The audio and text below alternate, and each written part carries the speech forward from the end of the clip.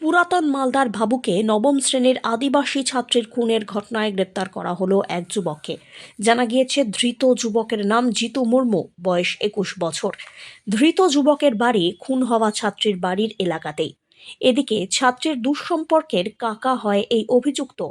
বিশেষ সূত্রে খবর, বাদনা পরবের দিন অতিরিক্ত মদ্যপান করে এই কুকর্ম করে প্রমাণ লোপাটের জন্যই ছাত্রীকে খুন করেছিল ওই যুবক।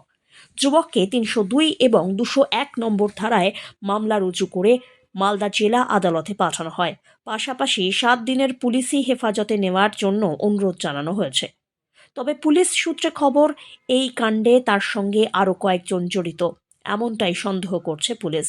এই ঘটনায় জড়িত থাকার সন্দেহে আরও এক যুবককে আটক করলেও প্রাথমিক জিজ্ঞাসাবাদের পর তাকে ছেড়ে দেওয়া হয়। কোথায় আছে? যা বেরিয়ে আছে। এই তুই আমার সঙ্গে চল তো। ছেলে হ্যাঁ? এই যে বলো, মেয়েটা কে হয়? কে হয় তোমার সম্পর্কে? কে হয়? ভাস্তি?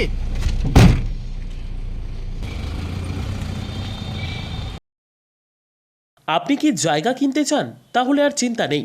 ৩৪ নম্বর জাতীয় সড়কের ধারে রায়গঞ্জের নট্টপাড়ায় ঠিক বিপরীতে নিউ উকিলপাড়ায় আজই সুলভ মূল্যে জায়গা কিনুন, গড়ে তুলুন নিজের স্বপ্নের ঘর। তাই আর অপেক্ষা না করে আজই চলে আসুন আমাদের এখানে, দেখে যান জায়গা। মন পছন্দের স্বপ্নের প্রাসাদ গড়ে তুলুন আপনার কেনা এই জায়গায়। তাই আজই যোগাযোগ করুন আমাদের সাথে।